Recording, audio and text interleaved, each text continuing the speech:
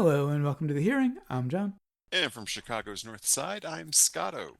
And before we get to this week's album, we got some feedback from False Advertising, the band, in reference to our review of their latest album, The Sorry Window, last time. Uh, they reposted the episode on IG and said, "This is so awesome. Thank you so much, John Scotto," and replied to the post on our stories about the episode. I'm using our IG account again if anybody wants to go follow Oh, that. cool.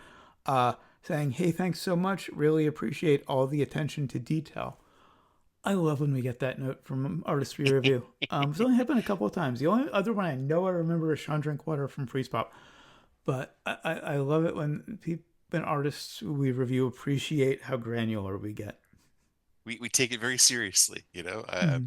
I will listen to the album so many times the Yeah. week that we're doing this. And I've been a musician for over 40 years, so I will zero in on all of that. I geeked out on time signatures on one song. I try not to do that very often, get that technical to really talk about musician stuff, but because I know that's a limited audience. But I'm just glad it's appreciated by the artists because sometimes I feel like maybe we go a little overboard.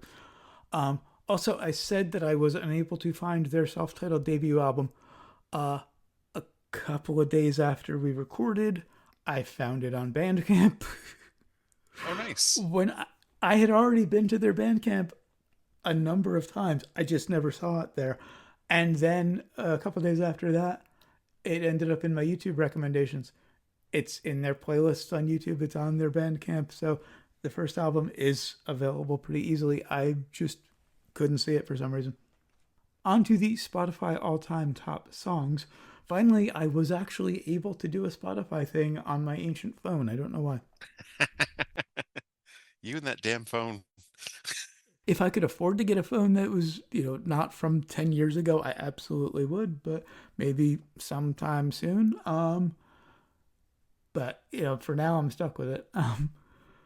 But yeah, it's your all-time top songs that you've listened to in the entire time you've been a Spotify member. They also tell you your first listen. That surprised me.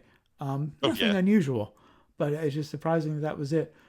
You were saying that you were shocked by your number one. Well, my first stream was Tallulah by Tobias Norberg.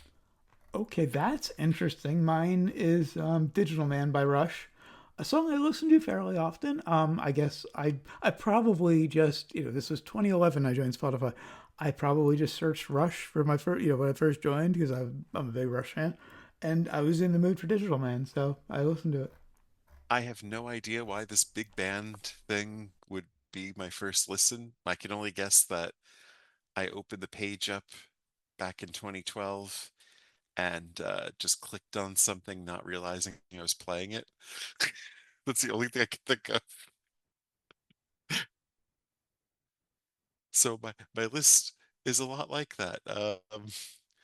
The number one, and I'm going to admit, I listened to Macklemore back in the day, especially like 2012, I guess, or no, I forget what year it was.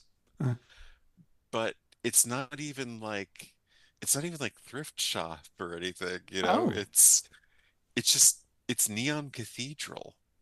And I don't even remember the song. I don't know that song at all. The only Macklemore song I know is Thrift Shop. So, And there's no other Macklemore song on the list.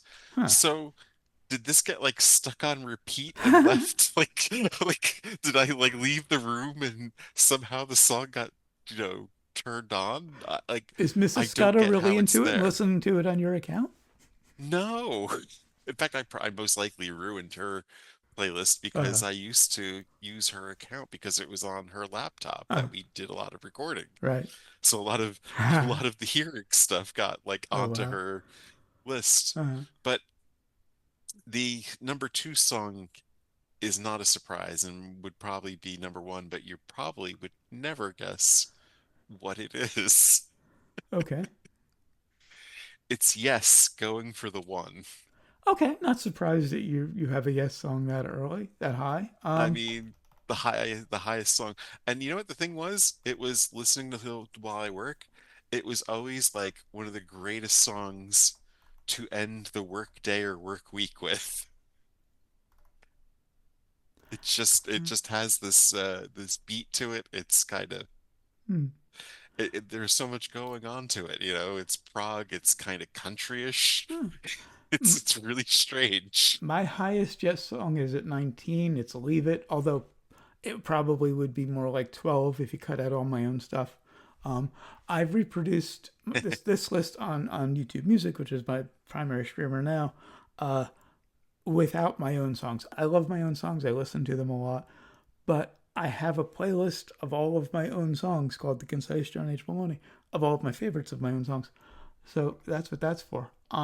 Yeah, my number one is The Ghost at Number One by Jellyfish. Love the song. I Okay. I'm surprised it's my number one. I mean, over what 16 years or so, probably 102 listens. The numbers are actually smaller than I thought they would be because I listen to music like a couple of hours a day. Yeah, I don't buy this list, honestly. I mean, going for the one, it wouldn't shock me if that was the most listened to Mhm. song over the last 14 years, but it's saying 125 listens, and I don't buy that. Over 14 years? Yeah, my number two is Pulling Muscles from the Shell by Squeeze. Again, one I listen to quite a bit. I'm very surprised that the only TLDP song is Sinner, and it was just my favorite from that album. Uh, and I left Spotify way before Pyro was released, but Prelude was out for like a year and a half by the time, almost before by the time I left Spotify. I am surprised only one TLDP song was on there because I listened to that album a ton. Um, but mine's a lot of '80s stuff, not early '90s. A lot of Annie, of course, St. Vincent. I was just gonna say, like going for the one, the other songs are like up there, of course, because I usually listen to the whole album. But mixed in with that in the top, oh, I would say 18 Mhm. is self-titled by St. Vincent. Interesting, because that's my favorite. That's the one I go on about. I think almost all of the Annie in my list is from self-titled, except for Paris is Burning, which is my favorite song of hers. And I think Yeah. Marrow is in there because I really But yeah, like actor. but Um, yeah, there's so much St. Vincent on this list. uh, More than anybody else, really, which is weird because they said Serengeti was my top artist, that makes sense. but he's not on here that much. That's weird. That is weird. Um, but you're always surprised when I say that self-titled is my favorite St. Vincent album. So it's kind of odd that so much of it is in your top songs. Genesis doesn't come up until like 13 and 14, and it's not Gabriel either. It's Huh. Duchess and Dodo Lurker.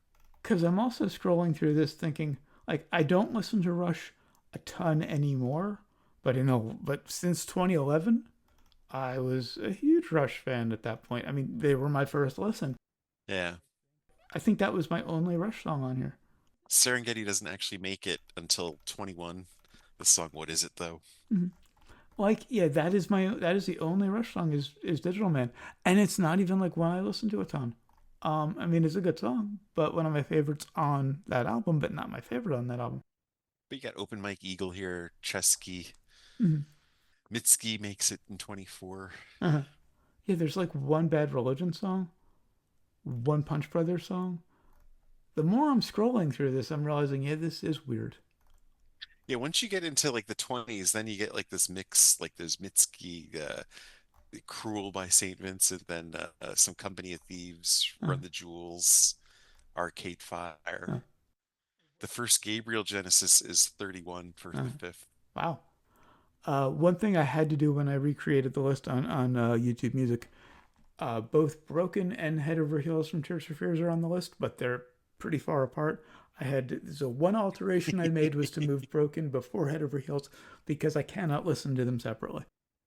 One of the two Bare Naked Lady songs I like, The Old Apartment, is on here. Um, Oh, that and actually the two Bare Naked Lady songs I like, that and Brian Wilson both made the list. trying to think of the album name. The album I really liked of theirs.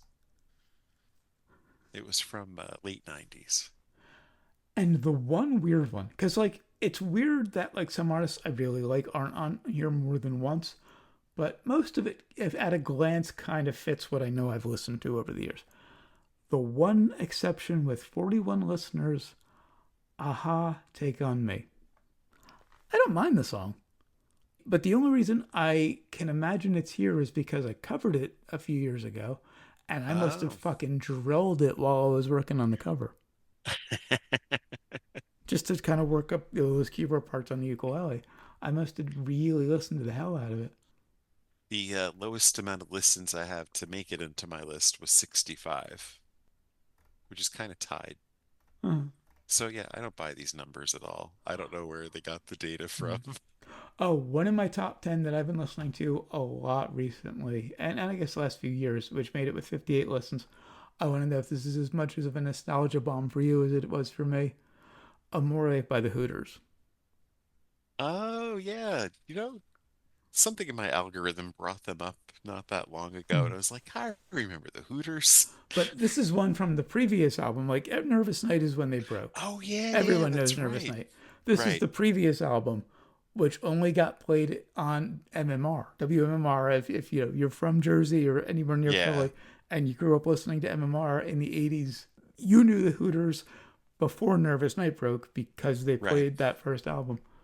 And one more thing before we get to this week's album, I want to plug my latest single. It's called Sometimes. Came out last Friday as we're recording this on the 22nd. Uh, this one was fun because it was an experiment.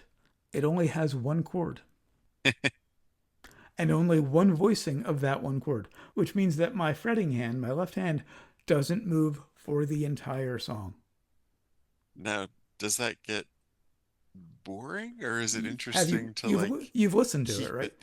Yes. Did you get bored? No, no, I'm so talking asking you Oh no playing no. it. Oh no, it was convenient. I didn't have to worry about forgetting a chord. Okay. All right. But I was just kind of like, it was a wild ass experiment to see. I've written two chord songs. Let me see if I can do a one chord song because I still kind of fancy myself a bit of a musical mad scientist. That's what I called myself back in my college days.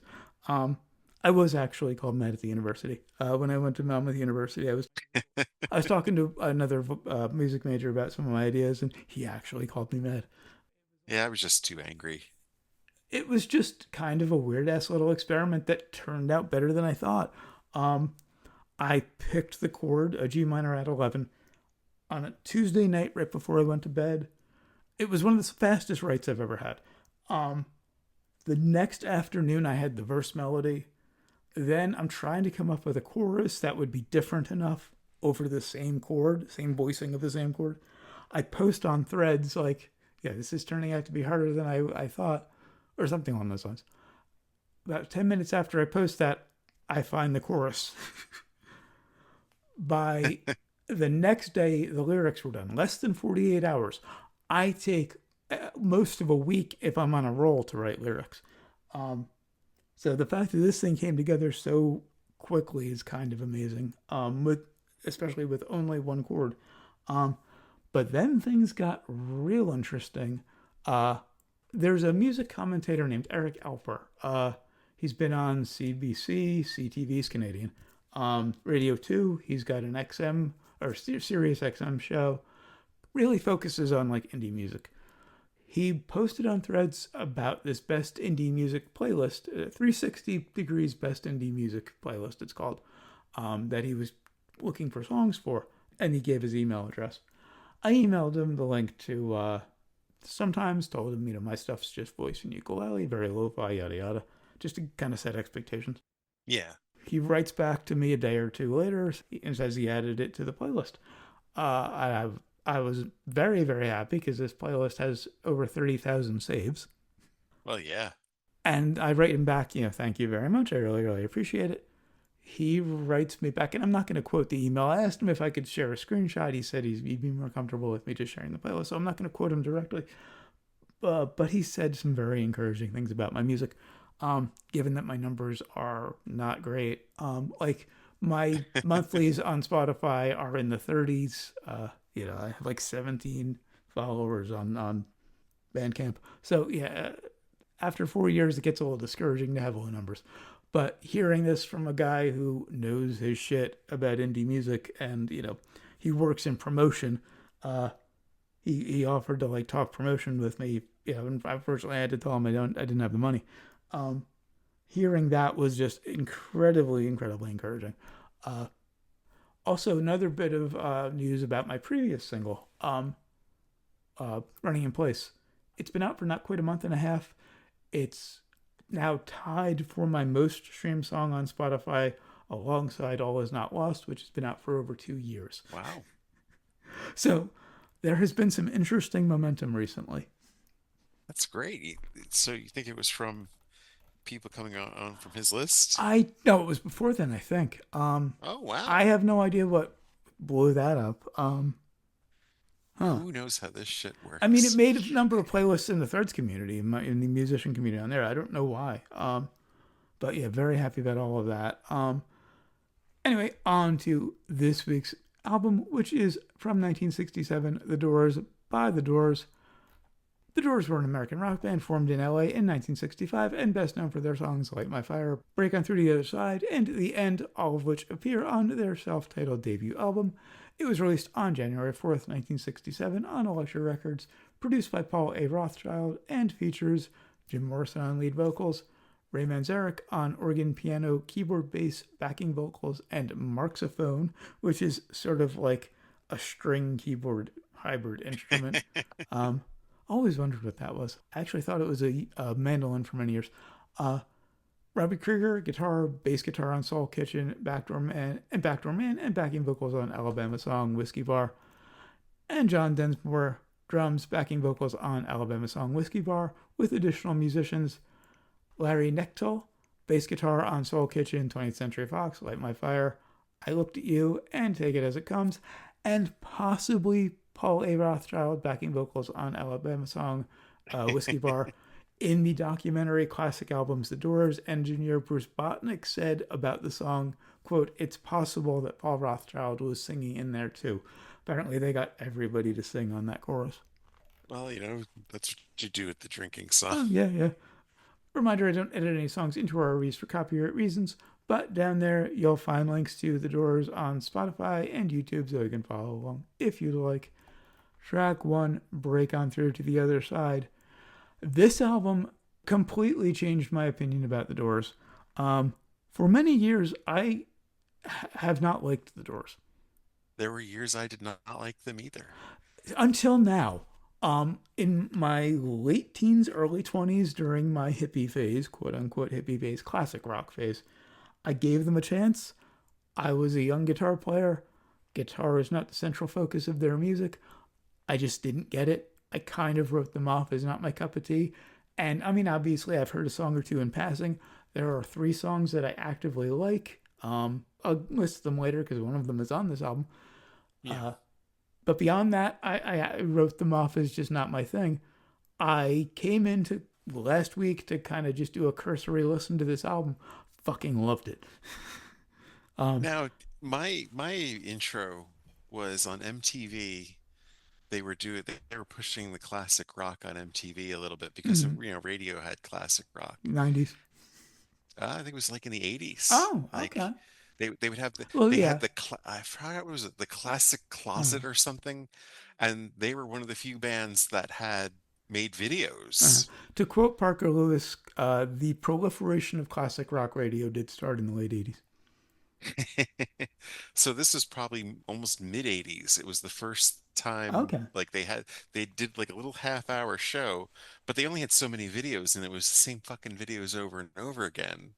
So it was like Wild Child and I think Light My Fire. Uh-huh. And it was just like, good God, why do they keep playing this? You know, Yeah. I mean, I could probably get in, listen to some Wild Child now, and come to like Light My Fire even Mm. after many years. But it was just kind of like, why do they keep bringing this band back? I mean, they also played Jethro Tull's Aqualung, and it was Mm. like that song's still on. What the fuck? And it just went on forever. It was like this live version.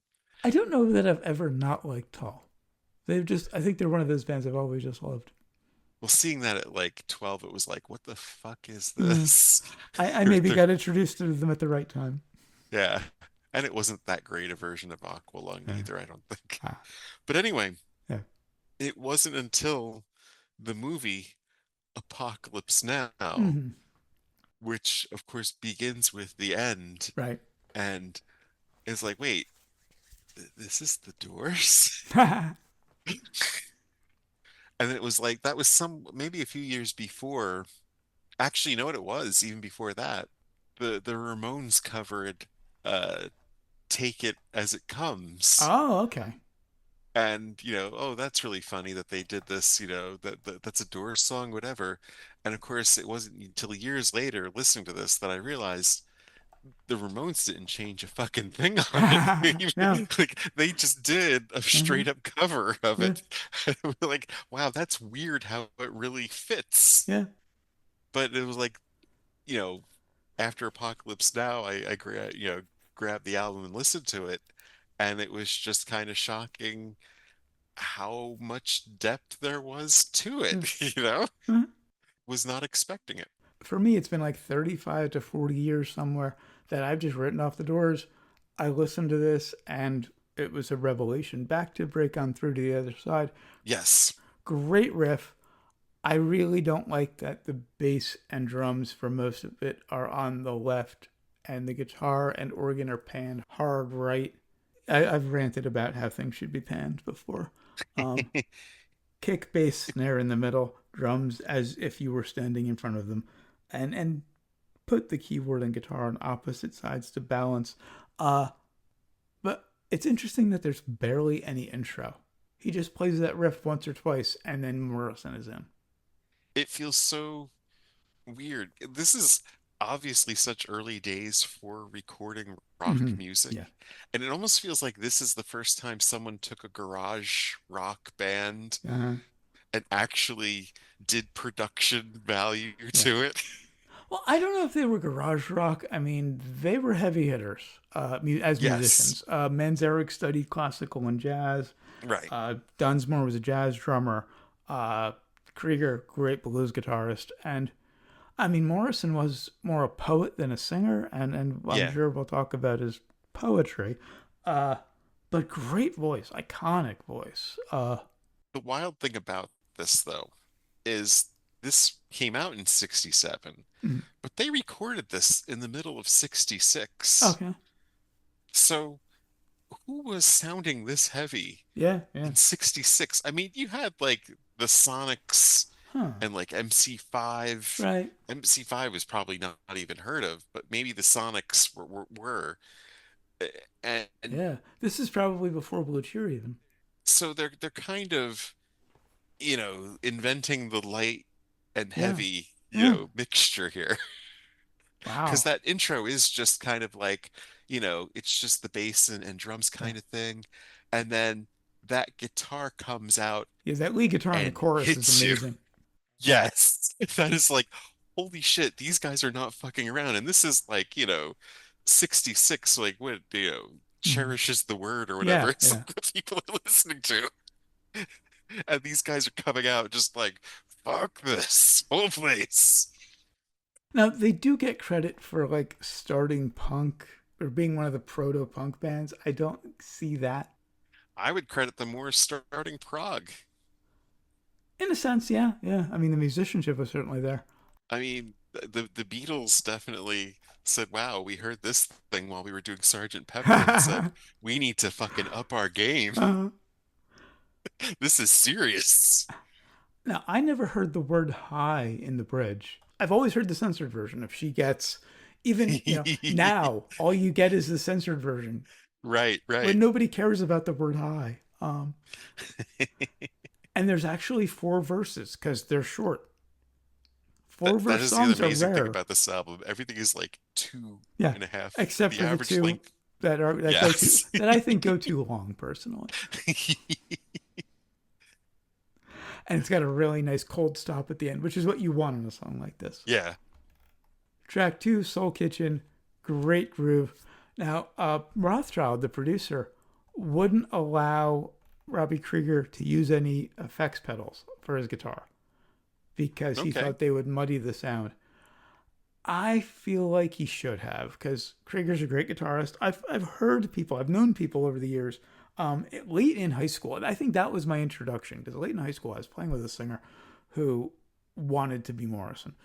He probably like had me listening to the Doors first. But I've known people who like rave about Krieger's playing. Now I get it. Yeah. But his tone is always kind of anemic, at least the stuff I've heard, because the producer wouldn't let him use any effects. To me, that always kind of took away from his sound. But this one's got a nice muted bass tone. Love how it explodes into the chorus, and then it's just, for most of the second chorus, just vocals, bass, and drums. It's got some nice harmonies in that chorus. I think what I had to Google it because I'd always thought they didn't have a bass player until later in the career Well, they never had a because bass player in the band. They've used bass players in the studio. Live, it was keyboard bass. they got like one of the guys from the Wrecking Crew, that Yeah, well, Larry. they had session bassists in the studio. There was never a bass player in the band. And so I Googled, like kind of shocked that they actually had one Mm, come in for this because I really thought it was Manzarek doing no, it. yeah, But not only is the session player playing bass, Krieger is they too. they Yeah, said that Krieger yeah, I mentioned is that too. time. So there's like a little bit in this where they're having like a bass off in the middle of it. So it's Well, like, I don't know if oh, it's that's why it necessarily. sounds so wild. I don't know if it's necessarily two basses at once. It could have just been another part of the song where Nectar wasn't around, so Krieger stepped in and played it. That happens a lot. Like if you ever Yeah. notice, like the bass player is credited with a guitar part or credited with guitar, it's probably because the guitar player wasn't around one day, and the producer wanted something added to it, and so the bass player just grabbed a guitar and went in and played it because he could. So this is like a pop version of garage rock, it's Yeah, more yeah. much more cleaned up, but it's still kind of got a heaviness to it. Mm-hmm. But it's definitely much more clean cut. Love the guitar solo, but I think being panned a bit more center would have made it easier to hear. Yeah, I wonder what Rothschild was thinking of with a lot of this shit. Well, a lot of bands around this time were fucking with panning because the Yes. the Beatles pretty much invented multi-track recording, or I should say George Right, right. Martin did, and their engineers did for the Beatles. So it was a new toy, and a lot of bands were playing with. I've complained about this on '60s albums before. I remember ranting about it when we did the Aretha Franklin album. They played with putting drums on the side and bass on the other side, and a lot of this unnecessary panning. I would just love to see some of these old '60s albums where they fucked with all of that get remixed properly. Interesting.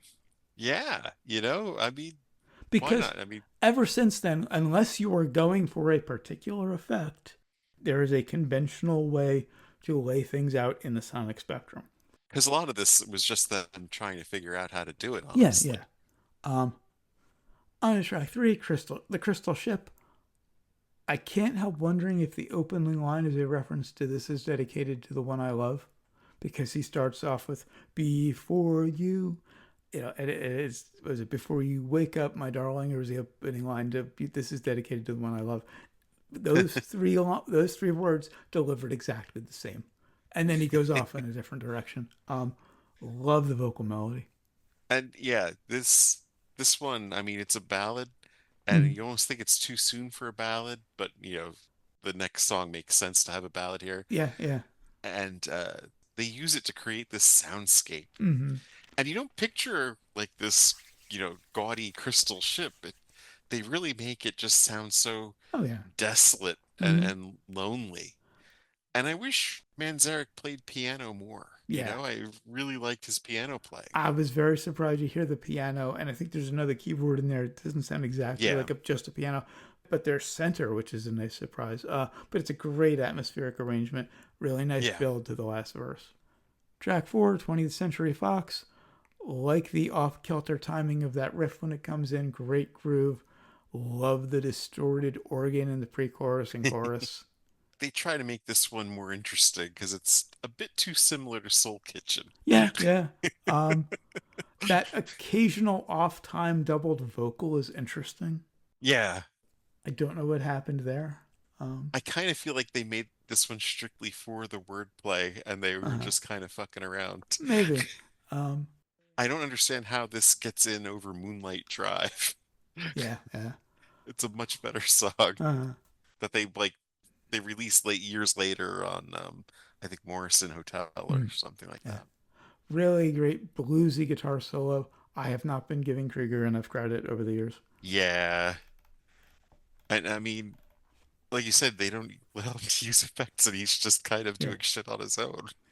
And he played an SG, a Gibson SG, which has a kind of a thin sound already. Um, Yeah. it did not serve this mix well. Um, a Les Paul maybe would have been a bit better, just to give him a little more weight. Uh, Track 5, Alabama song, Whiskey Bar. I've always called this the Alabama Whiskey song. Why not? Uh, this was written by Elizabeth Haptman and set to music by Servatius Brunier and Kurt Wheel. Yes, I did not practice these names. For Bertolt Brecht's Mahogany Songspiel. So it goes back a lot longer than The Doors. This is one of the three I've always loved alongside LA Woman and Red House Blues. Um, it's got a great kind of oompa groove. Yes. One thing I was gonna say during the we reviewed the Weird Al Yankovic story on Zombie Takeout. I kind of don't hate polka and that kind of oompa rhythm. I kind of dig it. So this has that. Um, love the marxophone, uh, which again as I mentioned I always thought was a mandolin. Uh, love that descending organ part right before the chorus. The chorus is a mess, but in the best way. Yes. In fact, any accusations of them taking themselves too seriously Yeah, really yeah, should have ended here yeah, yeah. because they are they're doing it deadpan, Uh huh. but they are so fucking around here. Yeah. I mean, it's an old German drinking song and Uh moved huh. it to Alabama and doing it with this, you know, earnestness to Yeah. it.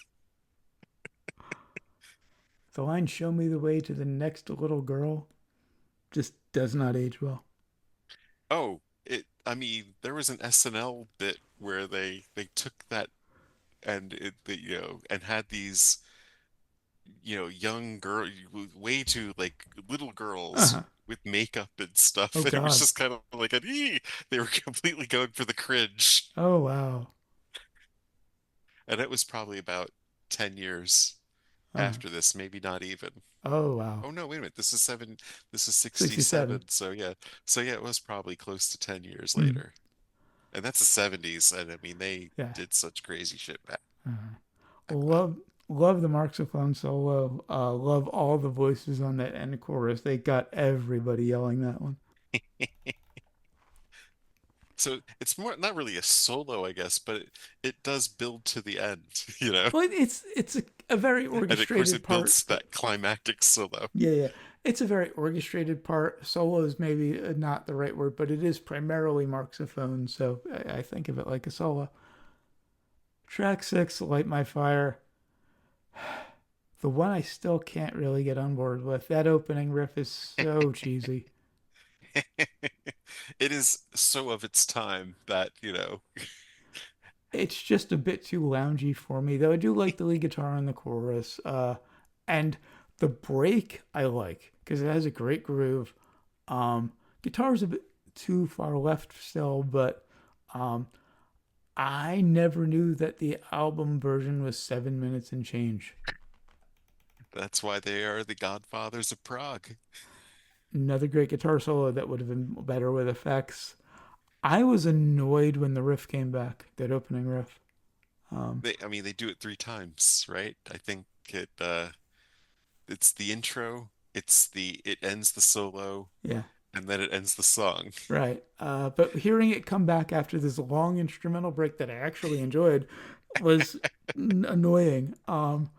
I usually complain about extended instrumental breaks in songs, but this one is brilliant. And I like how Morrison went even higher in the last verse and really gave it a lot of punch. Here's what most bands would have done. Number one, they would have made this the first track of the album. Yeah. It's Uh, obviously the single. yeah, right. It is obviously their hit single or lead single from this album. They would put it as their number one track. They would never put an extended, you Yeah. know, Mm-hmm. instrumental section in the middle of what's supposed to be their best single. Mm-hmm. And that this would be a 3-minute song and packaged for radio and Right. go ahead and do it. Mm-hmm. Um, so I had never really noticed until listening to this tonight, because for this I did not do my usual listens because Ah. I've listened to this album a million times. I just listened to it tonight Uh-huh. before we grew up. Right. This is a play on Break On Through, because it starts with like, the kind of the quiet part, and then the chorus, instead of having the blaring guitar, you have Manzarek pretty much, showing off his Right. keyboard Yeah. playing skills instead. And then there's some parts where Krieger's playing along with him, which it gets interesting there. Mm. Um, and not all of that can't be like that synth bass had to have been overdubbed, right? Because there's no way he's playing all of that with one hand, Yeah, I right? don't know how if it's overdubbed or not, but like he had to pull it off live, so I think there's a part where Krieger's playing bass. Like when they do the solos, mm. when Manzarek does his part, I think Krieger's playing bass for him, like on guitar pretty Well, much. Nectal is credited with bass on this one. Okay. The All session right, player is that credited makes with bass. sense. Although honestly, I would have expected better from a Wrecking Crew guy. He Oh, he kind of is a little stiff on it, I well, feel. I mean, all of the bass is kind of subdued on this one, on this Mm. album. Except for what was it, Soul Kitchen, Yeah, where they're just mm. having their bass off. It's very But 60s muted bass, and it now is kind of subdued. But it was years before I had, because most of the time whenever I heard this long version, I was like, Jesus Christ, how mm, self-indulgent. yeah. It was years before I ever made it to the guitar solo part of it, the solo.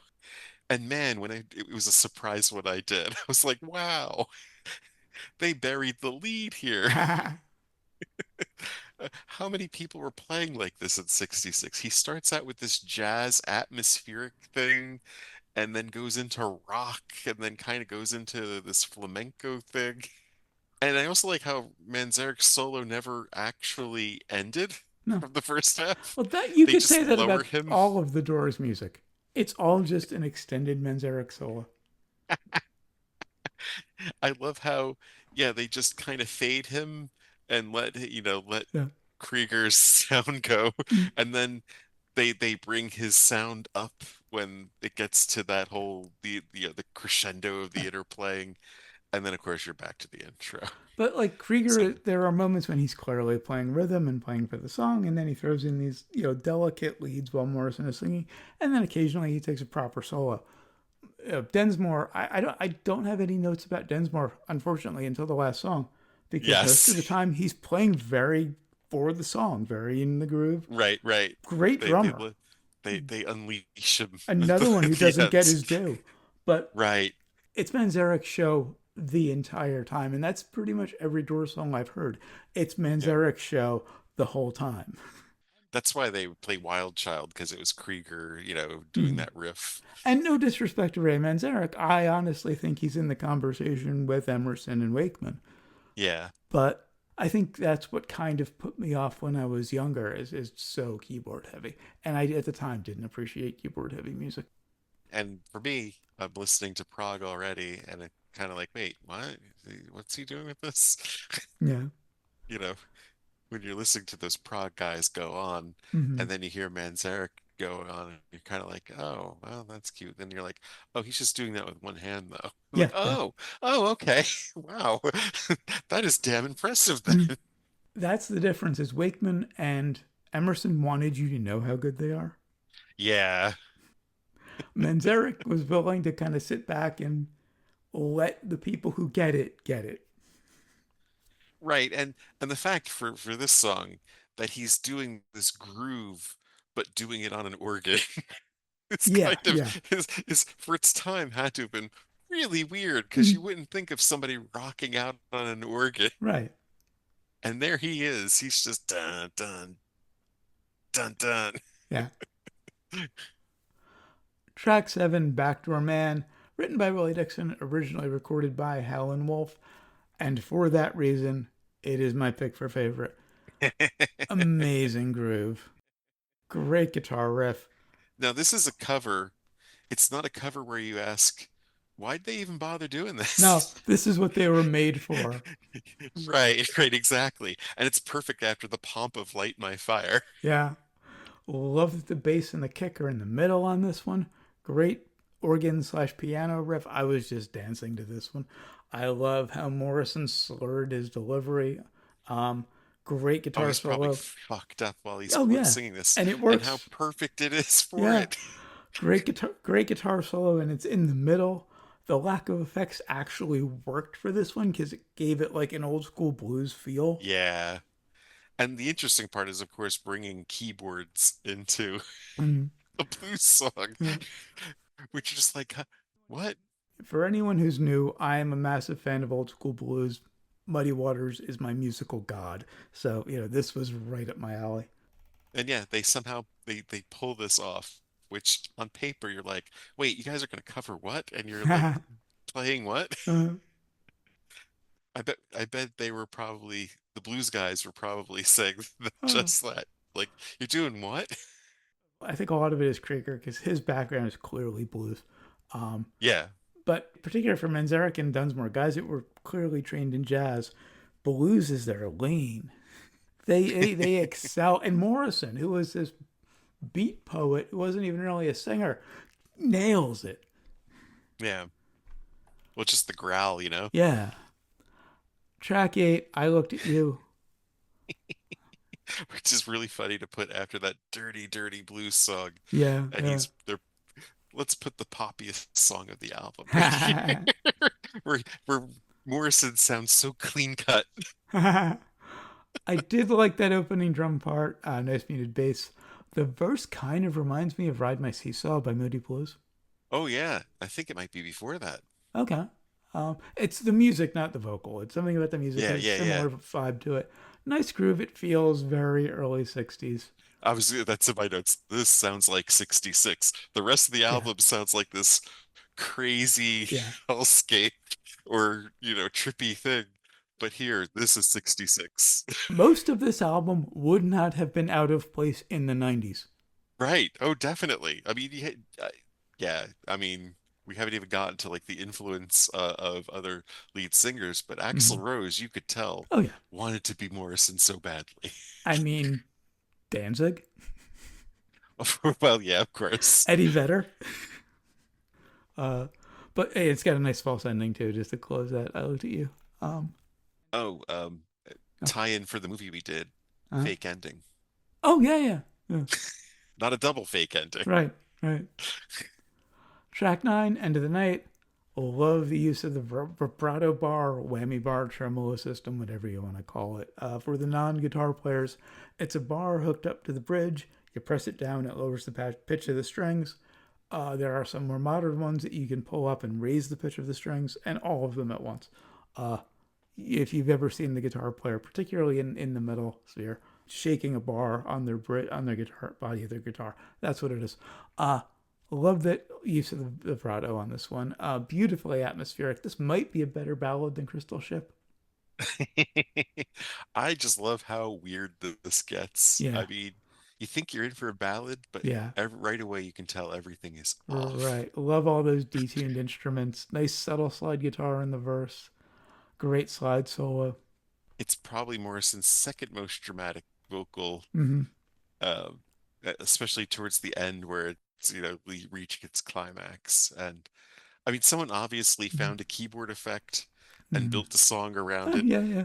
And then the guitar player said, I think I can be weird too. And they didn't let him use effects. And he's like, No, that's just his hands. and then Morrison just says, well, I could really sell the shit out of this. Track 10, Take It As It Comes. Nice sudden start, nice bouncy groove. Chorus melody's a bit cheesy. I have to check out the Ramones version. Like the They, organ they solo, didn't change a goddamn thing. there's a nice spotlight on the bass during the third verse. And this is where I came up, like, how many singers did this fucker influence? I Yeah. mean, Oh, please. this is a pure Robert Smith vocal, if you've ever Mm. heard one. As far as influential rock vocalists, there's Elvis, and then there's Plant and Morrison, and they're honestly, I think, on the same level. Yeah. Oh yeah, definitely. This one's pretty much where they do purest rock, I guess. It would be a Mm, straight up rock song, yeah. except you've got that little breakdown in the middle, Mm, but that's the only kind of quiet you get on right, this. right, But yeah, I think the Ramones just covered it verbatim. right. You with the keyboards. Mm. And finally, and I've noticed you have not listed a favorite, so I'm going to guess track 11, The End. Oh, I it's saw this gotta coming a be mile this. away. The 11-minute epic had to be your favorite. Just the balls to do this. My favorite scene in that Doors, that Oliver Stone Doors movie is they're at the Whiskey A Go Go and they're playing this, Mm-hmm. and there's go-go dancers just looking around, kind of confused. Like, how are we supposed to how what how am I supposed to work with this? There is a steady rhythm. It's just very subdued. Well, and it's just the whole atmosphere that they're doing. Yeah, yeah. Oh, yeah, It's that too. dark. Right. Like, what is he doing? But yeah, here, this, of course, I mean, they have already done the keys and synths being shown everywhere else, but you No have the sense. Oedipal song. 67. No sense yet. Oh, yeah, you're right, you're right. So the Oedipal song that takes half the side, the epic, I mean, it, this had to have been really where it began more than anywhere else, even. Mm. I've also heard them along with the underground being referred to as the beginning of goth. Hmm. That I can buy. And it's funny because, the Velvet Underground had the look to it, but these guys were just kind of like, ah, this is us. Yeah. There Well, was no outfit. right. Velvet Underground definitely the beginning of goth and punk and Yeah. a lot of stuff, but I Hmm. think the Doors were Hmm. almost as ahead of their time as the Underground were. Really interesting atonal beginning on this one. I like that sort of Middle Eastern sounding guitar bit. Nice groove Yeah. once it settles in. The tambourine being so high in the mix is interesting, and that's a word I'm going to use a lot on this song. Uh, I love that drop before the first guitar solo. I mean, this track is Densmore's to yeah, oh drive. yeah, you have great drums, great lead guitar. I love how the organ comes in the chorus to fill out the arrangement, and this sweeping, as I'll call it, groove in the break in the bridge. Um, I gotta admit, I got bored around 3.5 minutes. I get that it's for tripping, but at least for me, it's too long and monotonous for sobriety. It's such an experimental thing though, because you could tell a lot of Morrison's lyrics are just shit he's improvising. Oh, that's my next Like note. He's just making shit up now. he's just making shit up. There's no other way to explain. I mean, you could tell he had some pre-planned things that he was gonna Uh-huh. hit, but there is just, I mean, it's just off the top of his Yeah. head, the James Brown, Uh-huh. David Byrne, I did perk up a bit at 6:30 when he talked about the killer, Yes. but then we get to the infamous Oedipal bit, which I honestly thought was the end of the song because I don't know that I've ever sat through the whole thing before. Um, then he just goes back to making shit up. I do like that they picked up the pace at that point. Oh yeah. It's the perfect climax, that you're edged for so long and then you finally get to that the Oedipal moment. And I get that it was transgressive for him to be repeatedly yelling fuck in the 67. It's kind of boring in 2026. Uh, It depends on the mix you have. Like most mixes, it's either so far down or it's not in the album at all. I heard it pretty clearly. I think, yeah, the version I heard, it was just kind of whispered underneath. I mean, he wasn't yelling it. I maybe he was saying it, maybe not yelling it, but he was kind of spitting it.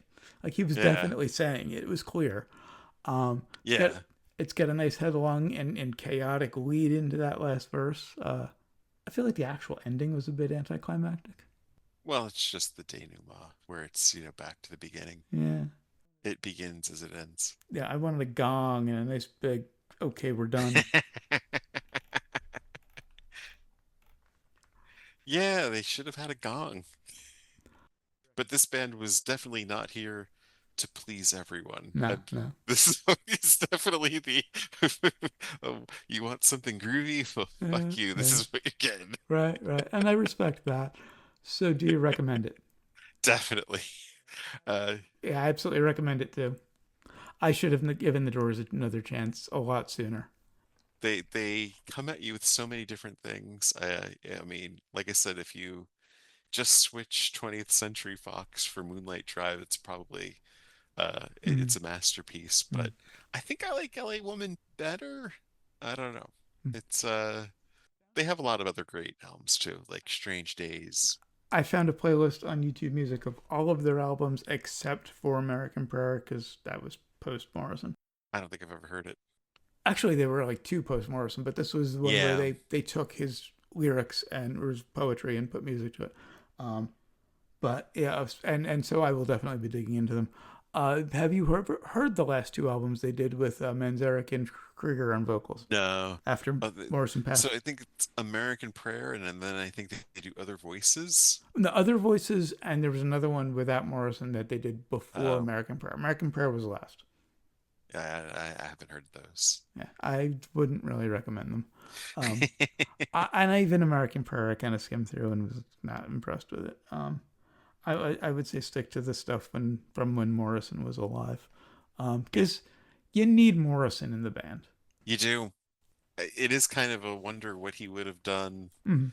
in the 70s. Yeah, I mean, I don't know. yeah, it's kind of like Kurt Cobain. Uh, Or Otis Redding. I said when we reviewed Nevermind, I wish I could have heard Kurt post Nirvana when he really found his sound because it would have been amazing. Uh, Morrison is just such an interesting character. Like we didn't quote a single lyric. I said we'd get to his poetry. We actually didn't, except for vague references. His lyrics, I mean, they weren't actively bad. I'm not, aside from when he was making shit up. Uh, but they were just kind of there. They were fine. They were just kind of there. Uh, so I don't get the big deal about his poetic lyrics, but such a great singer and showman. I think a lot of it with his words is just how well they fit the music, you know? Yeah, they were And kind of just the invisible and kind of just worked. right. I think it really it almost feels like I don't know if they wrote the music for the lyrics or the other way around, Mhm. but they just blend so well together. I suspect, since Morrison was already a poet, I haven't seen the full movie The Doors, but I have seen that scene where him and Manzarek got together on the beach, and he's reading his lyrics for Manzarek, and Manzarek, you can see Manzarek kind of writing music in his head. Uh, I I suspect mean, not the all of these were written by Morrison either. Like Light My Fire, I think was Krieger. well, even lyrics. Yeah. Oh wow, okay, because I assumed Morrison wrote all the lyrics. That's surprising. They do have they don't have it broken down or anything. They say all tracks written by the members, but Mm, there were definitely some songs that okay. were more Krieger Uh, and some songs that were more, Manzarek and some that were Morrison. and the interesting thing is, even the covers made sense lyrically. Like they didn't stick out as not his. The whole ballsy thing. I mean, the two covers of the album, one being Mm, Willie Dixon and one being the German drinking song. yeah, yeah. And that's it for the Doors. Until next time, we'll be reviewing A Trail of Flowers by Sierra Farrell, going for some modern country on this one. Uh, and it's not the kind of country you're thinking of. It's actually it gets really interesting. I mean, there's some kind of Americana typical stuff, but some of it gets real interesting. Until then, of course, always remember, never forget, wherever you go in life, There there you you are. are.